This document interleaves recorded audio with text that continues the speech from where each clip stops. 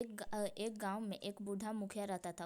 उसका उम्र काफ़ी हो जाने के बाद वह उपदेशक बन गया। अपने गांव के चौपाल पर बैठकर वह लोगों को यही समझाया करता था कि अगर जीवन में सुख समृद्धि से रहना है तो कभी किसी पर क्रोध नहीं करना चाहिए। एक बार एक युवक उस गांव से गुजर रहा था। उसकी बात उस आदमी के कान में पड़ी। उसकी बात सुनकर उसे बहुत अच्छी लगी।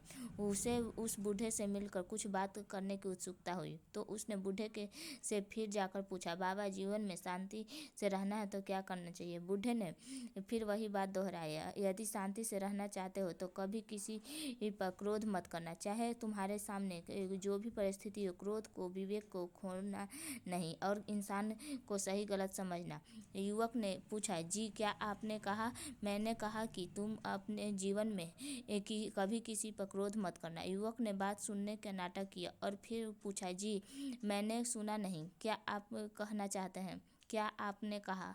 बूढ़े ने कहा, अरे भाई, किसी भी परिस्थिति में क्रोध नहीं करना चाहिए। यह जीवन में सुखी रहने का मंत्र है। युवक ने फिर बात नहीं सुनने का नाटक किया और बोला, बाबा, मैं आपकी बात ठीक से नहीं सुन पा रहा। आपने बाबा फिर क्या कहा? कान खोलकर सुन लो। किसी भी परिस्थिति में क्रोध नहीं करना चाहिए, कदापि नहीं करना चाहिए। इस बार बाबा की आवाज़ में तीखी थी। युवक ने एक बार फिर नहीं सुनने का नाटक करते हुए कहा, जी बाबा, मैं ठीक से सुन नहीं पाए, फिर से बोलिए। इस बार चिल्लाकर, अबे गधे, मैंने कितनी बार कहा, जीवन में सुखी रहना है तो क्रोध नहीं करना चाहिए। युवक ने फिर बोला, जी बाबा, आपने ठीक कहा, मैंने सुना ही नहीं, एक बार फिर से बोलिए।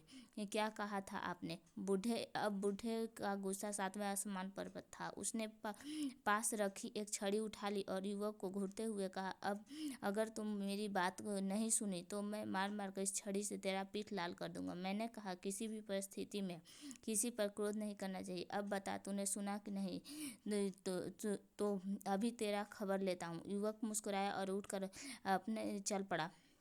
अगर उस बूढ़े की तरह हम भी उपदेश देने की आदत है तो हमें सबसे पहले अपने स्वयं को आदत बदलनी चाहिए, प्रमाणित साबित करनी होगी, अन्यथा कोई भी हमारा बात नहीं सुनेगा। यदि कोई सिगरेट पीने वाला व्यक्ति धूम्रपान होने वाली बीमारियों से प्रवचन देने लगे तो उसके दोस्त मित्र ही उसका हंसी उड़ाने लगते हैं, अवसर नहीं छोड़ते हैं। हमारी यही परेशानी है कि हम दूसरों को सुधारने में लगे रहते हैं पर खुद अपने आप पर इस बात को लागू नहीं करते हैं।